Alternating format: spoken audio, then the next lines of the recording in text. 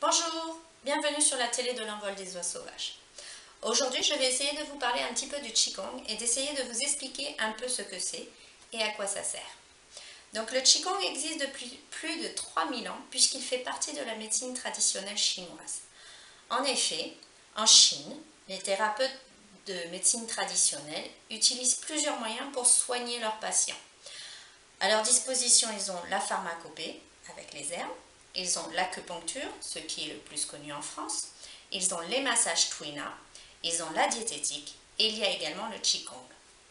Alors, le Qigong était très peu connu car il était surtout transmis de père en fils, de médecin en médecin et il était très peu dévoilé au public.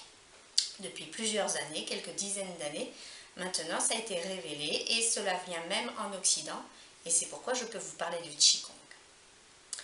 Donc, le Qigong, exactement d'où ça vient? En Chine, en médecine traditionnelle chinoise, on part du principe qu'à l'intérieur de notre corps, on a tout un réseau de vaisseaux invisibles qu'on appelle des méridiens. Vous allez imaginer comme les vaisseaux sanguins, sauf que ces vaisseaux sont invisibles et à l'intérieur circule ce qu'on appelle le Qi. Vous savez, le fameux QI de Qigong et qu'on a traduit nous en français par énergie. Donc ce Qi circule à l'intérieur des méridiens et c'est cette bonne circulation du Qi à l'intérieur de nos méridiens en fait qui nous garantit une bonne santé, qu'elle soit une santé physique, une santé mentale ou une santé émotionnelle. Donc on part du principe en fait que si le Qi est bloqué quelque part, ne circule plus très bien, et bien en fait cela va entraîner des pathologies. Pathologie physique, pathologie mentale, pathologie émotionnelle. Ça peut aussi bien aller tout simplement d'un simple rhume à quelque chose de beaucoup plus grave. Donc tout ce qu'on essaye de faire en médecine traditionnelle chinoise par tous les moyens dont je vous ai parlé tout à l'heure, c'est de faire circuler l'énergie.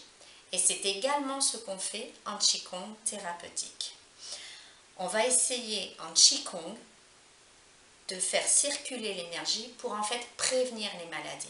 Le Qigong est beaucoup utilisé en prévention. Donc pour ça, on va utiliser plusieurs moyens. Déjà, on va utiliser des automassages. On va frotter son corps d'une certaine façon en suivant le trajet des méridiens. Voilà. Donc déjà, c'est une première approche qui nous permet de nous réapproprier dans notre corps, de le toucher et déjà en surface de commencer à faire circuler l'énergie.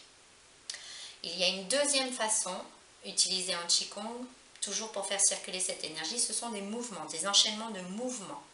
Il y en a plusieurs qui sont très connus, comme les Baduajin qu'on a traduits par les 8 pièces de brocart. Il y a également le Yin Jing Jing, il y a également le Qigong, le jeu des 5 animaux. Il en existe plein, il en existe même des milliers de formes de Qigong. Puisque chaque maître a pu créer des Qigong ou a pu modifier certains. Donc ce sont des enchaînements de mouvements dans lesquels nous allons étirer ou contracter le corps, ce qui va nous permettre d'étirer ou bien de contracter les méridiens.